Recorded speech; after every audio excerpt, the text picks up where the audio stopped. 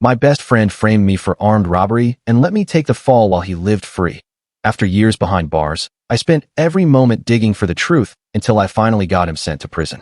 Now, 7 years later, he's writing letters from his cell teaching others how to frame innocent people, and one of his new victims just came to me for help. My closest friend implicated me in an armed robbery, dismantling my existence. In response, I exposed him, witnessing his incarceration. 2 years later, he dispatched his relative to intimidate my companions. I never imagined the evening of my apprehension would culminate in 3 fractured ribs and a serious criminal charge. Just 10 minutes prior, I had been strolling homeward from a social gathering with Jake, my supposed best friend. I was mid-argument with my mother on the phone when he suggested we acquire a beverage from the convenience store. I assented, continuing my walk a short distance ahead, pacing as I attempted to pacify my mother. Moments later, Jake rejoined me, slightly winded. He mentioned the queue was extensive and offered me his jacket, noticing my shivers. We progressed approximately 4 blocks before police vehicles converged, engulfing us.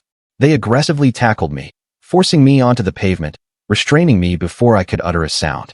I struggled to breathe as they repeatedly yelled about the heist, about a facial covering, about a weapon. I comprehended none of it. At the precinct, they presented surveillance images from the gas station footage. The individual concealed by a mask wore an outer garment strikingly similar to Jake's, only now it adorned me. My fingerprints were absent from the cash register, yet law enforcement discovered currency concealed in my sleeping quarters later. I subsequently learned Jake had secreted it there. He visited me once, asserting. I panicked. I didn't foresee it escalating this far. Just serve the time. It's juvenile detention. You'll be released swiftly. I yearned to scream, but I was 17, devoid of substantiation, possessing only a damaged physique, a court-appointed attorney, and a magistrate who declared I needed to serve as an admonition. I endured 9 months in the juvenile facility. Upon my release, the world had advanced. My mother harbored lingering doubts, my acquaintances ceased communication, and my criminal record shadowed me relentlessly. I accepted any employment available, cleaning warehouses, loading goods, anything that offered unofficial payment. Jake, conversely, flourished. He even commenced a relationship with someone I had once admired in school. I endeavored to remain indifferent. Then, one evening, while perusing a relative's social media feed, I encountered a photograph. It depicted Jake on the night of the gathering, clad in the identical jacket he had lent me, featuring the same emblem, the same tear on the cuff. I verified the timestamp, same night, same hour. I retrieved the official police report, my pulse quickening. The timings coincided. I dedicated the subsequent week to meticulous investigation of everything. Jake's whereabouts, digital check-ins, all photographs captured and uploaded on the night of the transgression. Then, a memory surfaced, the hardware establishment situated opposite that gas station. I entered, explaining my quest for footage for an academic assignment, inquiring if they retained historical camera archives. The proprietor presented a dusty USB drive, remarking that their father was an accumulator who refused to discard anything, even security recordings, thus they seldom erased footage. The recording did not depict the robbery itself, but it showed a male figure matching Jake's physique, wearing that precise jacket, entering the gas station precisely when the crime transpired, and me positioned outside, engaged in a phone call. I dispatched it to my former public defender. She remained unresponsive. Consequently, I approached a local legal aid organization specializing in unjust convictions. A pro bono attorney, Matt, met with me. He credited my account, suggesting this might qualify for a re-examination. Then matters deteriorated. Jake discovered my actions. He appeared outside the storage facility where I was employed, drew me aside, and whispered menacingly, "Why are you unearthing this? You're going to devastate my existence once more." I produced my mobile device, initiating a recording. He remained oblivious. He persisted. "You already endured the consequences. Let it go. Do you truly believe anyone will credit your narrative now? You're a convicted felon. I'm a supervisor." That night, I disseminated an image of the jacket, the timestamps, and offered no additional commentary, merely stating, "Still convinced I wore this?" Jake panicked, accessing a school alumni forum and asserting I was pursuing him, harassing him, claiming I was fixated. Individuals began aligning themselves. I maintained my silence until I released the complete audio recording. The legal team assumed responsibility from that point.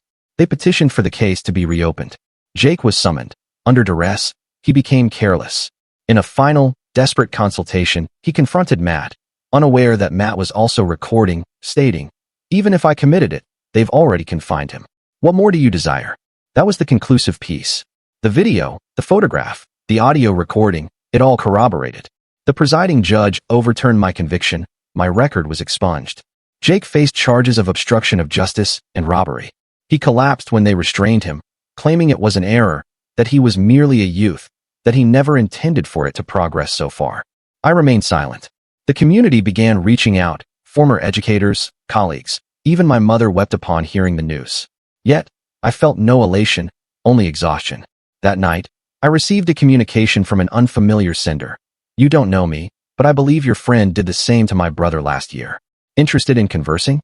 I gazed at the display, then typed, "Yes, I am." The message originated from a young woman named Teresa, residing approximately 2 hours away. Her sibling, Anthony, was serving an 18-month sentence for a pharmacy break-in. She stated the particulars were too analogous to disregard. I telephoned her that evening. She answered on the initial ring, her voice trembling but resolute. She recounted how Anthony had been associating with Jake the summer preceding my arrest. They had encountered each other at a basketball clinic. One night, Jake persuaded Anthony to accompany him while he collected something from the pharmacy. Jake entered alone. Anthony waited in the vehicle. The next thing Anthony knew, alarms blared, and Jake was sprinting back. He tossed a receptacle into the rear seat and instructed Anthony to drive. Anthony panicked and complied. They were intercepted 3 blocks away. The receptacle contained prescription medications and currency. Jake informed the officers it was entirely Anthony's concept, that Anthony had compelled him to participate. Anthony had a previous record for shoplifting at 14. The officers credited Jake's account. Anthony was charged. Jake walked free. I felt nauseous listening to her. The modus operandi was glaringly apparent. Jake selecting susceptible acquaintances, setting them up, escaping unblemished. Teresa had been attempting to assist her brother's appeal, but no one would heed her. She had encountered my narrative on social media when everything became public. She knew I would comprehend. We conversed for 3 hours that night.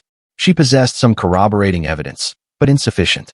Anthony recalled Jake wearing hand coverings that night, remembered him knowing the precise locations of the surveillance devices, but it was all circumstantial. I assured her I would assist in any way possible. The following day, I commenced delving into Jake's history. I contacted individuals from his former academic institutions, his previous places of employment. Most individuals were disinclined to communicate, but a few did. There was William from Jake's initial year of high school. He had been expelled for pilfering from the school store. He swore Jake was with him, but Jake testified he was absent. There was Diana, who worked alongside Jake at an eatery. Funds vanished from the cash register during her shift. She was dismissed. Jake received a promotion. The narratives continued to emerge. Minor incidents, significant occurrences, always the identical pattern. Jake would cultivate a friendship, establish intimacy. Then when adversity arose, they would bear the blame. I began documenting everything, constructing timelines, identifying correlations. Teresa was undertaking the same efforts on her end. We would exchange updates via text throughout the day, comparing observations in the evenings. Then Jake's mother telephoned me. I nearly declined the call, but curiosity prevailed. She was weeping, stating Jake was disintegrating, that he required assistance, that perhaps I could speak with him. I informed her I was unable to do so. She pleaded, asserting he had been experiencing nocturnal terrors, that he repeatedly spoke of rectifying matters. I terminated the call. 10 minutes later, Jake messaged me, proposing a meeting to elucidate everything, to offer a proper apology. I captured a screenshot of the message and transmitted it to Teresa. She immediately telephoned, advising me not to attend unaccompanied, suggesting it could be a snare. However, I was intrigued, incensed, and perhaps somewhat imprudent. I consented to meet him at a coffee establishment in the city center, a public venue with numerous onlookers. I arrived early, selecting a seat from which I could observe the entrance, recording everything on my mobile device. Jake appeared disheveled, with dark circles beneath his eyes, his hands trembling. He seated himself and immediately commenced speaking. He recounted his father's departure when he was 12, his mother's 3 occupations, his sensation of invisibility, his discovery of his aptitude for deception, for manipulation, for survival. He stated it commenced subtly, attributing his misdeeds to other children, evading punishment, advancing. Then it evolved into a challenge, observing the extent of his impunity, how far he could push boundaries. By adolescence, it was second nature. Identify a trusting individual, someone in need of companionship, exploit them, discard them, proceed. He met my gaze and expressed remorse, stating he had undergone therapy, that he desired to make amends. I questioned him about Anthony. His complexion paled. He asserted that situation was distinct, that Anthony was already contemplating the infiltration, that he merely accompanied him. I produced my mobile device, displaying Teresa's communications, the corroborating evidence she had amassed. His narrative began to shift, becoming defensive, blaming Anthony for his carelessness, for his apprehension. I then realized he was not genuinely contrite. He was apprehensive. Apprehensive that I would persist in my investigation. Apprehensive that more individuals would come forward. Apprehensive that his entire existence would unravel. I instructed him to confess, to disclose the truth about Anthony, about everyone else. He scoffed, asserting I possessed no proof, that no one would credit a group of felons attempting to exonerate themselves. It was then that I observed something. Jake repeatedly checked his mobile device, glancing towards the entrance, exhibiting a different kind of apprehension. I feigned a visit to the restroom, instead walking past the window, where I observed a vehicle parked outside with an occupant, observing, awaiting. I returned to the table. Jake was feverishly texting. I gathered my belongings and announced my departure. He attempted to impede me, stating our conversation was unfinished. I pushed past him, commencing a rapid pace, hearing footsteps behind me, then broke into a run. I reached my vehicle, secured the doors, and observed Jake and another individual standing on the pavement, watching me depart. That night, I installed new locking mechanisms, informing Teresa of the incident. She mentioned her brother had been receiving menaces in prison, other inmates instructing him to cease raising concerns about his case, to accept his predicament. We surmised Jake was orchestrating it somehow, but substantiating it was another matter. I was unable to sleep that night, constantly checking the windows, startled by every sound. This was more extensive than I had conceived. Jake was not merely a youth who erred. He was calculating, methodical, perilous. The following morning, I discovered my car tires had been punctured. No surveillance devices in my apartment complex. No witnesses, merely a message. Remain silent or matters will worsen. I contacted Teresa, suggesting perhaps we should desist, consider our safety. She retorted that her brother had already forfeited everything, that retreating now would condemn him to languish in prison for naught. She was correct, but I was genuinely terrified, and I understood this was merely the genesis. I spent the subsequent days constantly scrutinizing my surroundings. Every vehicle that drove by too slowly unnerved me. Every unidentified incoming call accelerated my heartbeat. I would permit it to ring, observing the display until it transitioned to voicemail, then immediately erase any left message without listening. I commenced utilizing alternative routes to my workplace, doubling back through side streets, obsessively checking my rearview mirrors, parking in disparate locations daily, occasionally walking an additional 3 blocks simply to avert predictability. Basic precautions, yet they instilled a modicum of security. My dwelling felt less protected than previously. I installed an additional deadbolt, one of those robust varieties the locksmith claimed would necessitate considerable exertion to breach, added a security bar to the sliding glass door, even acquired one of those doorbell cameras, though I spent more time compulsively reviewing the footage than genuinely feeling safeguarded by it. Every delivery individual became suspect, every unfamiliar neighbor a potential menace. Teresa telephoned me one evening with news. Her voice was animated yet circumspect, as if she feared to anticipate. She had located another casualty, a young woman named Judy from Jake's community college period. She had been accused of academic dishonesty on a final examination. The instructor discovered answer sheets in her knapsack during a random bag inspection. Judy swore she had not placed them there, pleaded with anyone who would listen. No one credited her account. She failed the course, forfeited her scholarship, withdrew from her studies. Her entire life trajectory shifted instantaneously.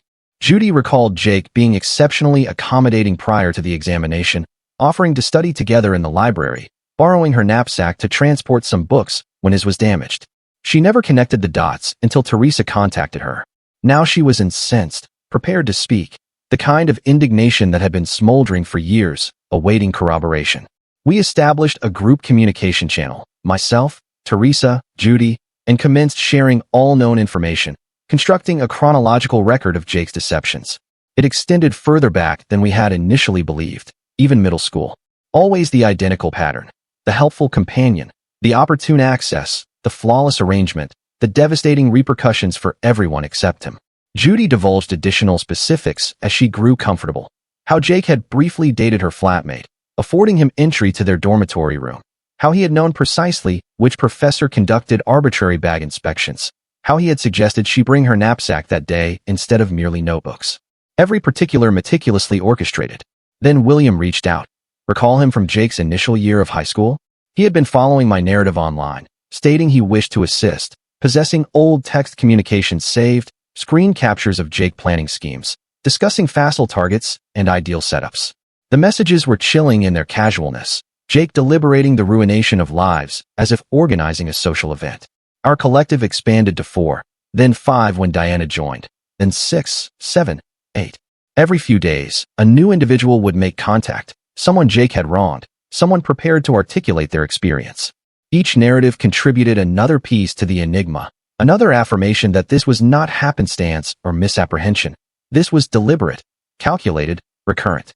Jake must have observed the online activity, the old posts being disseminated, the remarks accumulating, because suddenly he altered his strategy. He commenced portraying himself as a victim more intensely, posting a lengthy, tearful account concerning mental well-being, about being persecuted, about committing errors as a youth, about how everyone merits clemency and subsequent opportunities. People readily accepted it.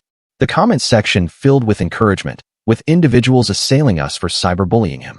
Some of his associates began defending him online, asserting we were merely resentful, seeking someone to indict for our own missteps, claiming we were orchestrating a witch hunt against a virtuous person who had made a few blunders. It was exasperating observing him invert the narrative, but we persisted in gathering substantiation, continued constructing our argument. Every new individual who joined provided proof, old messages, photographs, eyewitnesses. Then matters grew peculiar at my workplace. My supervisor summoned me during my midday meal, stating someone had telephoned inquiring about my employment, asking if I was dependable, if I possessed temperamental issues, if I was emotionally stable, if I had ever menaced anyone. He found it odd, so he wished to inform me. The caller had purported to be from a background verification firm, but when my supervisor requested specifics, they had terminated the call. That same day, Teresa's mother received a call, someone claiming to be from a debt collection agency, asserting Teresa owed thousands in arrears, threatening legal proceedings, wage garnishment, destruction of her credit rating. It was all fabricated, but it distressed her family. Teresa's mother was already anxious about Anthony. This propelled her to tears. Judy's former romantic partner suddenly received communications from a fabricated profile, images resembling Judy with another male, attempting to incite discord, create difficulties in her life. The images were clearly manipulated, but in the heat of the moment, they instigated a significant dispute. Judy spent hours endeavoring to demonstrate their falsity, to explain she was being targeted. We realized Jake was retaliating, utilizing information he had amassed about us over the years, attempting to destabilize our lives, compel us to retreat. It was, in fact, effective on some individuals. 2 members of our group became silent, ceased responding to messages. One later confessed they could not manage the strain, the other simply vanished entirely. I was becoming paranoid, commencing documentation of everything. Every peculiar call, every strange encounter, every online menace. I created a spreadsheet with dates, times, specifics, screen captures of everything. Teresa was undertaking the same. We compared notes nightly, striving to anticipate whatever Jake was planning. The strain was consuming me. I was not sleeping soundly, startled by shadows. My professional performance began to deteriorate. Then Anthony telephoned Teresa from prison again, stating an individual had approached him in the recreational yard, offering to resolve his predicaments if he merely ceased discussing Jake. When Anthony declined, the individual stated, mishaps occur in correctional facilities constantly, mentioning specific methods individuals sustain injury, making it clear this was not an idle threat. Teresa was terrified, desiring to withdraw Anthony from the general inmate population, but that necessitated legal representation, financial resources, time we lacked. I resolved to attempt an alternative approach. I reached out to Jake's former romantic partner, Madison. They had dated during their final year of high school, a tumultuous separation, as I recalled. She consented to meet at an eatery in the city center. She appeared anxious yet intrigued, constantly surveying her surroundings as if expecting Jake to materialize. Madison informed me Jake had been controlling, manipulative, would constantly gaslight her, making her question her own recollection, her own discernment. She stated the ultimate provocation occurred when currency vanished from her mother's handbag during a family meal. Jake convinced everyone Madison's younger brother had taken it. The child was merely 12, incurred significant reprimand, grounded for months, lost his parents' trust. Months later, Madison discovered the currency in Jake's vehicle. When she confronted him, he claimed he was merely safeguarding it, that she was overreacting, that she was attempting to instigate difficulties in their relationship. She possessed photographs from that period, messages where Jake admitted to appropriating items, to prevaricating, nothing explicitly about framing individuals, but it illustrated his pattern, his mentality. She consented to share them with our group, stating she had been burdened by this culpability concerning her brother for years, how their relationship never fully recuperated, how her parents still occasionally referenced his theft. That night, Jake appeared at my apartment, merely standing in the parking area, gazing up at my window. I observed him through the blinds for 20 minutes. He never moved, simply stood there, hands in his pockets, face devoid of expression. I summoned the authorities, but he departed before their arrival.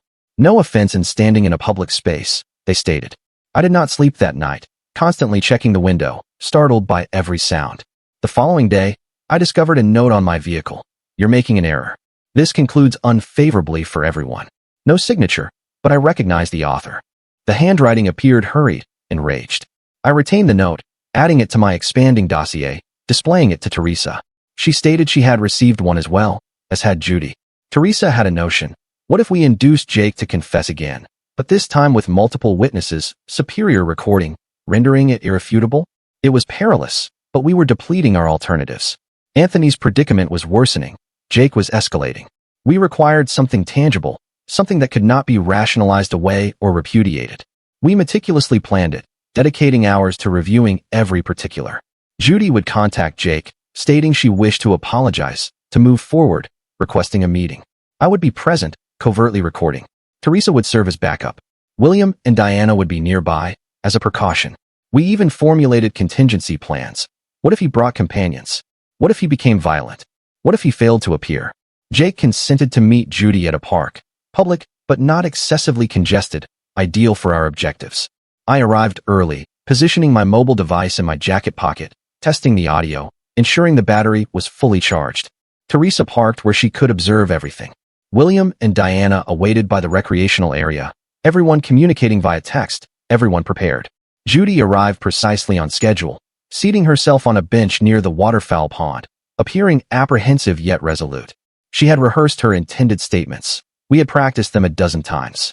Jake arrived 5 minutes later, seated himself but maintained distance between them, immediately commencing conversation, expressing his pleasure that she had reached out, that he had been contemplating the past, about making amends.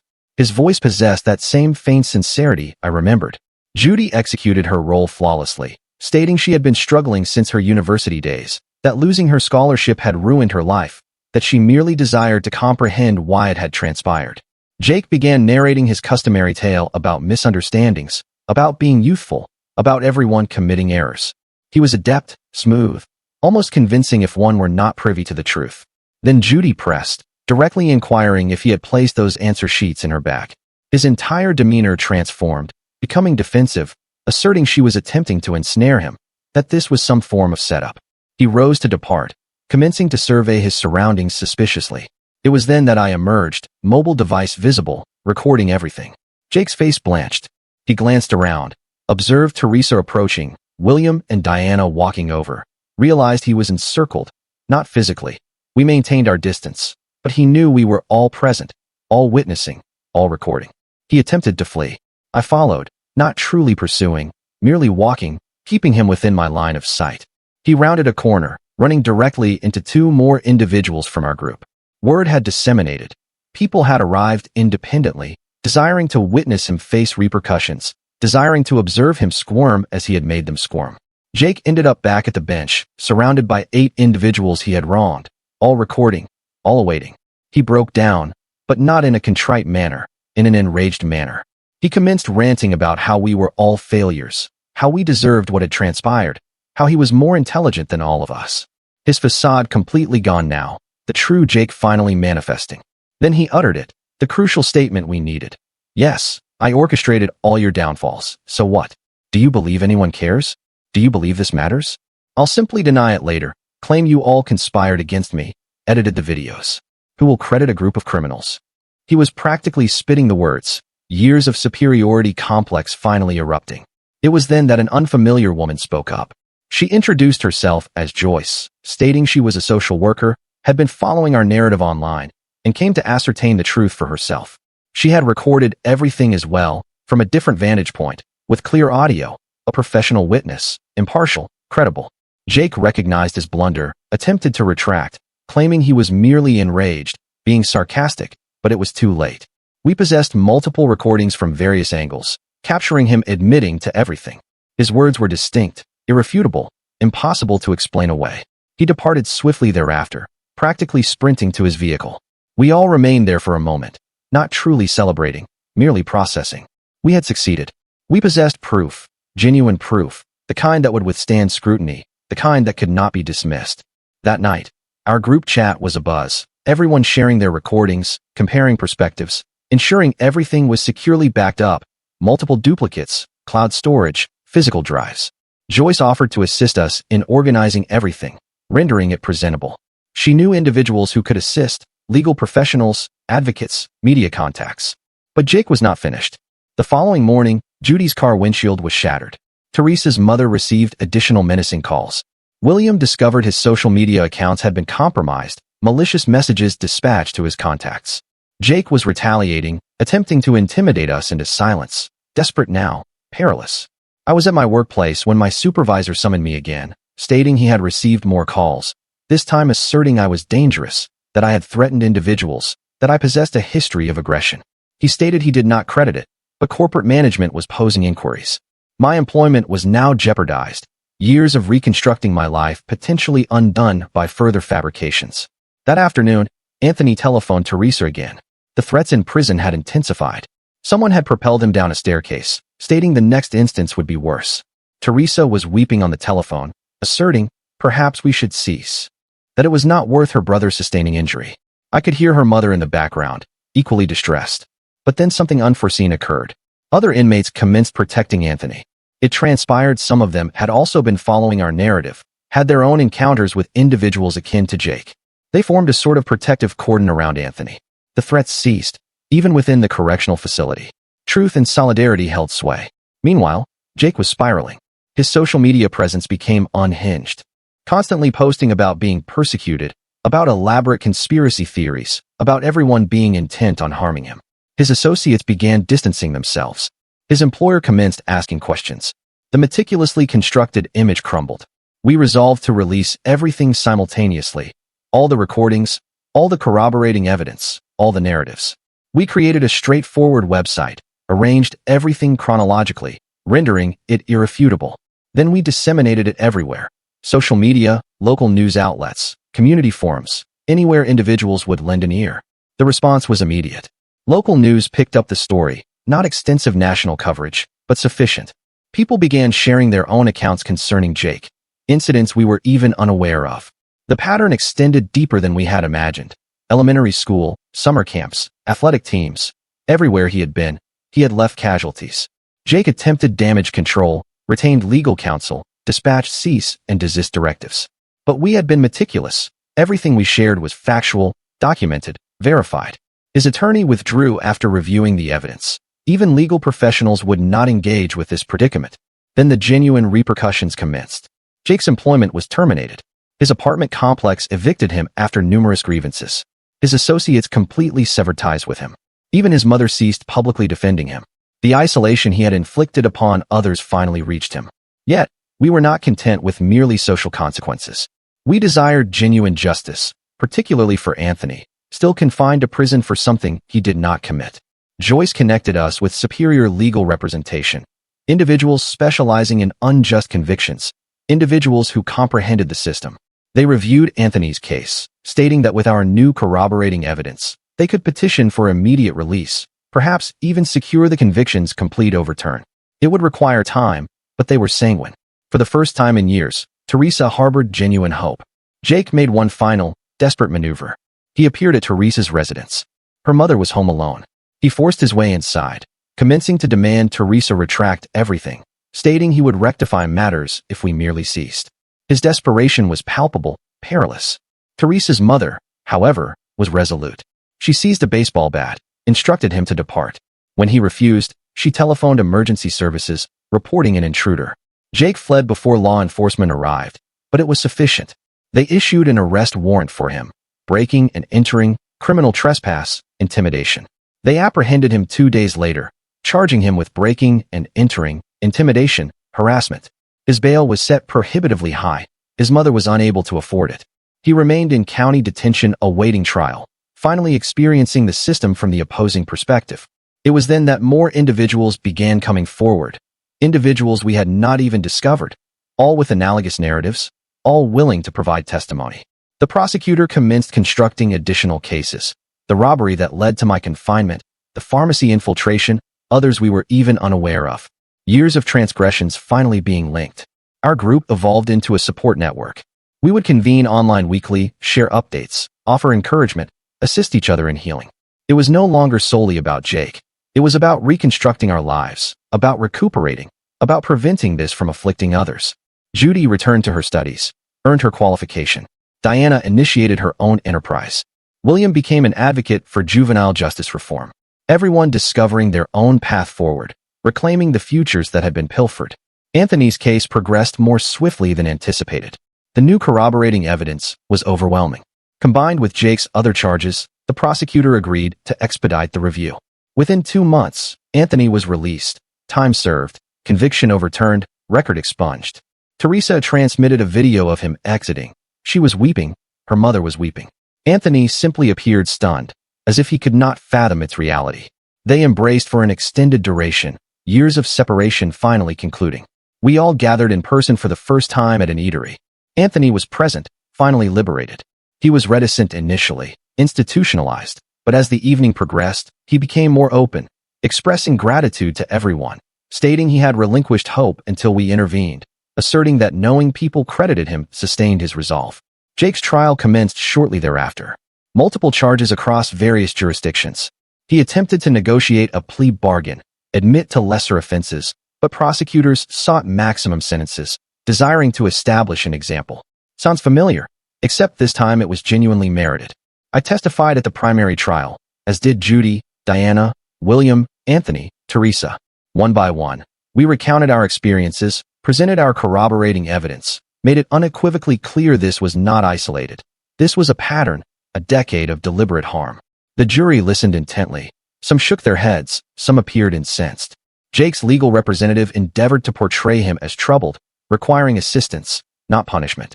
But the evidence was too compelling, the pattern too distinct, the harm too tangible. The jury remained unconvinced. They perceived through the pretense, just as we finally had. Guilty on all counts, sentenced to 15 years total across all cases, eligible for parole in 7. Jake wept when the verdict was read, pleaded for leniency, stating he was sorry, genuinely sorry this time. But sorry for being apprehended, not for his actions. I felt nothing observing them lead him away, no gratification, no resolution, merely emptiness. All those years I had forfeited, all the anguish for what? So he could feel potent, astute, superior? The sheer futility of it all was staggering. Following the trial, we largely pursued our separate paths, mostly maintaining online contact, but less frequently. Everyone concentrated on moving forward, constructing the lives that had been disrupted, compensating for lost time, healing. I secured a superior position, commenced attending evening classes, gradually re-established relationships with family, even began dating someone. Kelly. I encountered them at a coffee establishment. They were aware of my history, remained unconcerned, stating, everyone merits subsequent opportunities. Stating, the past does not define us. Teresa is also faring well, currently pursuing legal studies, desiring to assist other individuals unjustly convicted. She asserts our ordeal illuminated the systemic flaws, the ease with which one's life can be shattered, the arduousness of reconstruction. Anthony is also improving. He has his own dwelling now, stable employment, a romantic partner. He still attends therapy, but less frequently. He sent me a thank you card last Christmas, simply stating, "Thank you for believing." Made me weep. Occasionally, I contemplate Jake, wondering if he is transformed, if incarceration is imparting to him what it imparted to me, or if he is merely formulating his next scheme, identifying new marks, new casualties. I hope it is the former, but I prepare for the latter, remaining vigilant. Because that is the reality concerning individuals like Jake. They are ubiquitous, in academic institutions, workplaces, social circles, seeking vulnerability, trust, opportunity. And most of them are never apprehended, never face repercussions, merely leave a trail of devastated lives, proceeding to the next target. But sometimes they are apprehended. Sometimes the truth emerges. Sometimes justice genuinely transpires. It is uncommon, it is arduous, it demands everything one possesses, but it is feasible. It necessitates individuals willing to articulate their experiences, to support one another, to persist even when it appears futile. That is why I am sharing this narrative. Not for commiseration, not for retribution, but so perhaps someone else will discern the pattern, recognize the indicators, take a stand before it is too late, before years are squandered, lives shattered, futures stolen.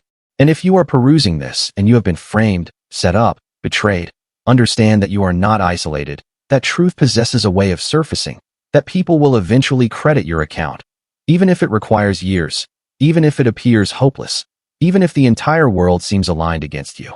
Document everything. Locate others. Construct your argument. Do not surrender, because somewhere out there are individuals who will credit you, who will assist, who will stand with you. You merely need to persist until you discover them. The subsequent few months were tranquil, excessively tranquil. Jake was serving his sentence, and most of us were attempting to progress. I had commenced seeing Kelly more consistently. We would procure dinner after my evening classes, nothing elaborate, just takeout and conversation. They elicited laughter from me, enabled me to momentarily forget everything. Then Teresa telephoned me one afternoon. Her voice was altered, apprehensive. She stated Jake's cousin, Wayne, had been contacting individuals, posing inquiries about the case, about our corroborating evidence, about our current residences. He had even appeared at Judy's workplace, merely standing outside, observing. I informed her it was likely inconsequential, merely family curiosity, but she remained unconvinced. She mentioned Anthony had noticed someone following him homeward from work, the identical vehicle for 3 consecutive days. We resolved to exercise caution, remain alert, not panic but not disregard it either. A week later, I arrived home to discover my apartment door slightly ajar. Nothing missing, nothing displaced, merely open, as if someone desired me to know they had been present. I contacted the landlord. He stated maintenance had not visited, no one had access. I changed the locking mechanisms again, installed additional surveillance devices. Judy messaged our group that night. Someone had telephoned her workplace, feigning to be a reference checker, posing peculiar inquiries about her mental state, her dependability, if she possessed a history of mendacity. Her superior found it strange and informed her. The number was untraceable. We realized Jake might be orchestrating matters from within, utilizing family, associates, individuals who still credited his rendition. Teresa commenced documenting everything again. We all did. The familiar paranoia resurfaced, the constant scrutiny of one's surroundings, the startled reactions to shadows. Then Diana uncovered something intriguing. Jake had been composing letters, numerous of them. She knew someone employed in the prison mailroom. They stated Jake was corresponding with at least 12 individuals, all young males, all in comparable predicaments, all seeking counsel. We obtained copies of some letters through appropriate legal channels. Our legal representatives filed requests, citing ongoing harassment concerns. Jake was positioning himself as a mentor of sorts, instructing individuals in his methodologies, his tactics, how to identify targets, how to ensnare them, how to escape unblemished. He was cultivating adherents, disseminating his venom. I felt ill reading them. He wrote about us too, labeling us envious failures, asserting we had conspired against him, that he was the genuine casualty. He was rewriting history, crafting a narrative where he was the protagonist, where we were the antagonists.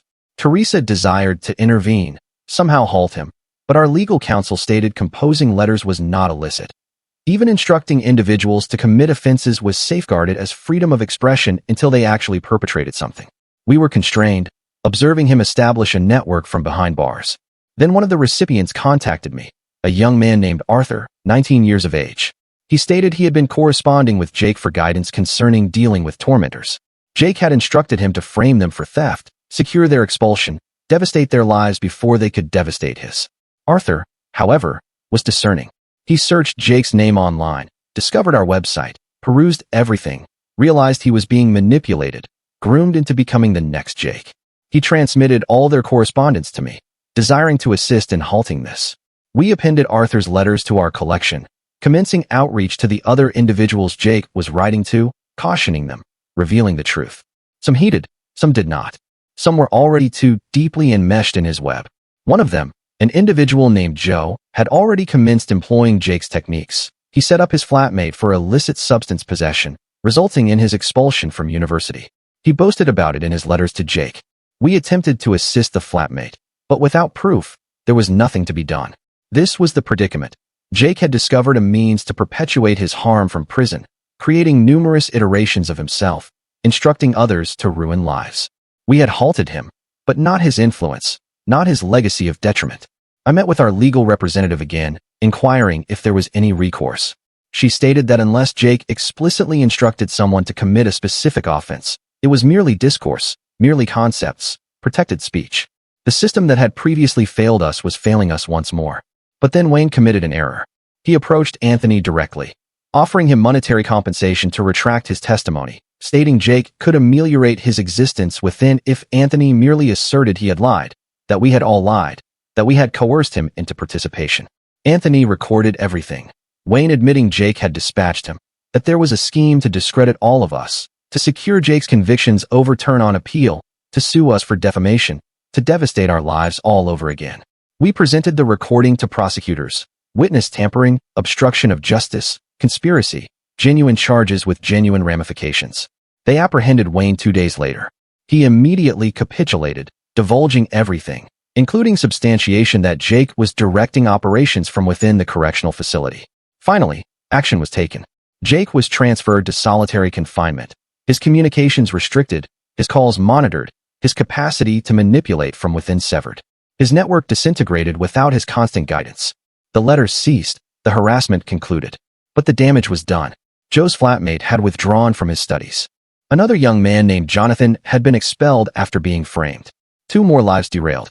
Jake's influence spreading like a contagion, even from behind bars.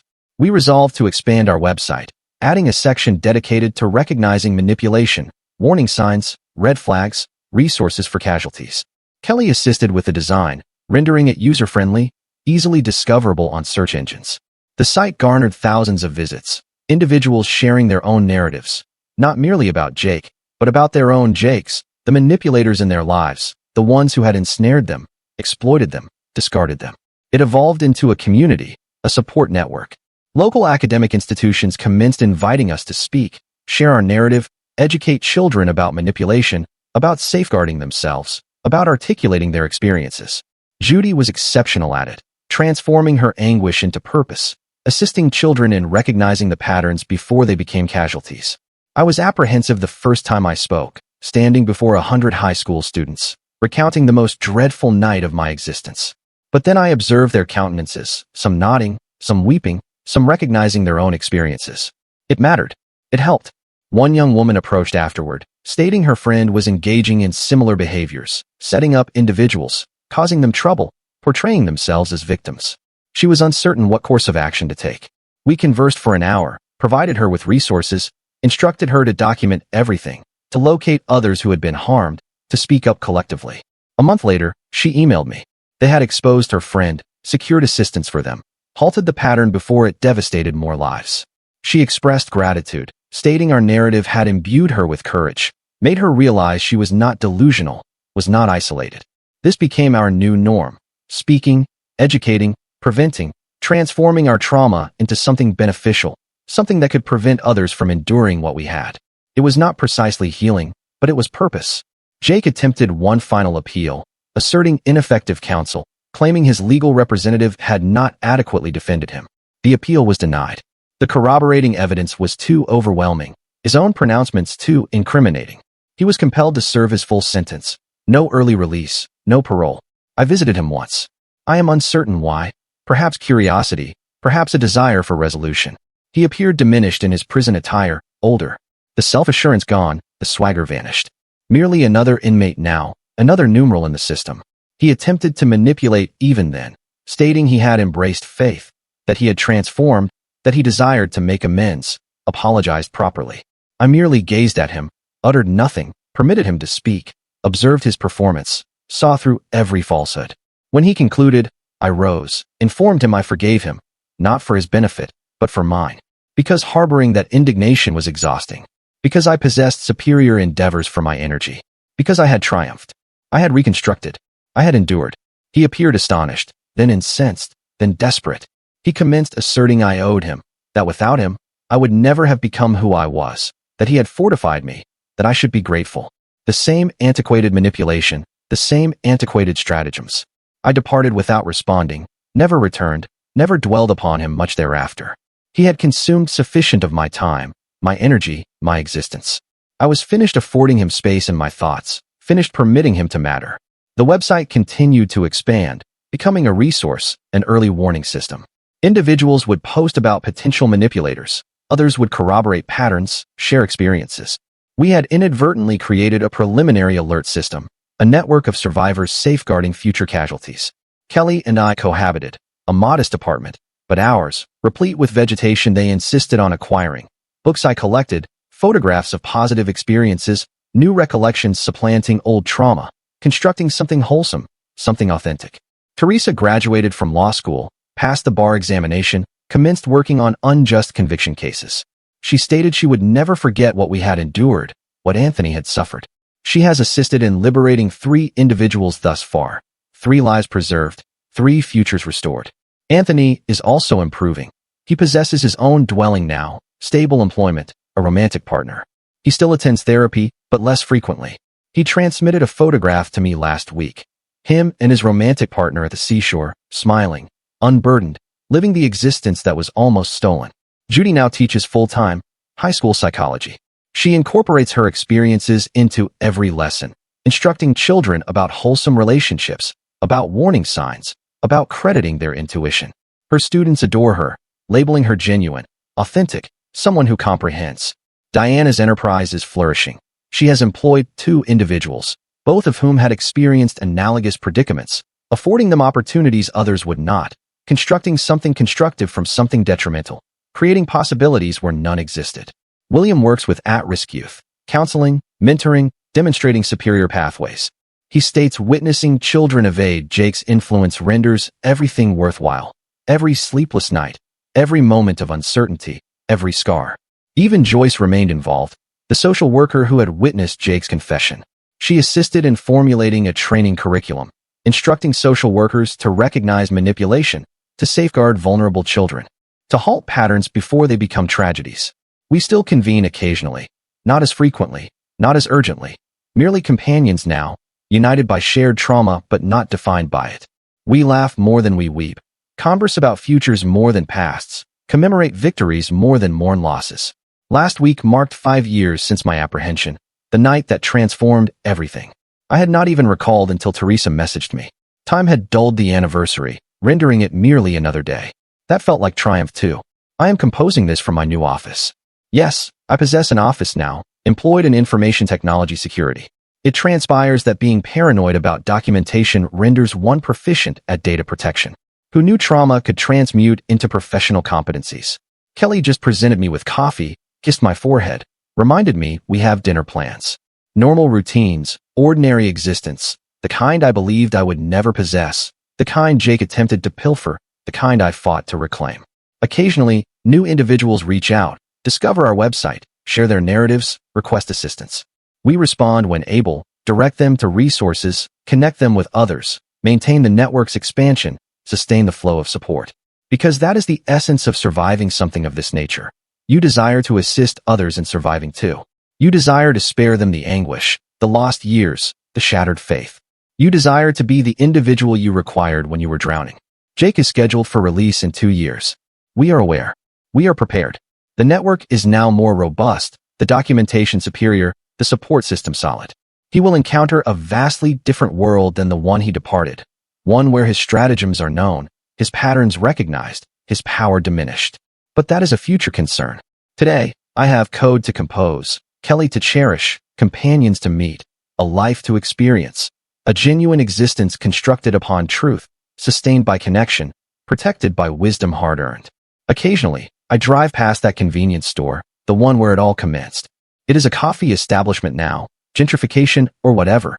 I pause occasionally, procure a latte, sit where I was apprehended, contemplate how far I have progressed, how much I have endured, how much I have constructed. Then I finish my coffee, re-enter my vehicle, drive homeward to my existence, my genuine existence, the one I selected, the one I earned, the one no one can usurp. Because I possess the receipts, the corroborating evidence, the truth, and a legion of survivors who have my back.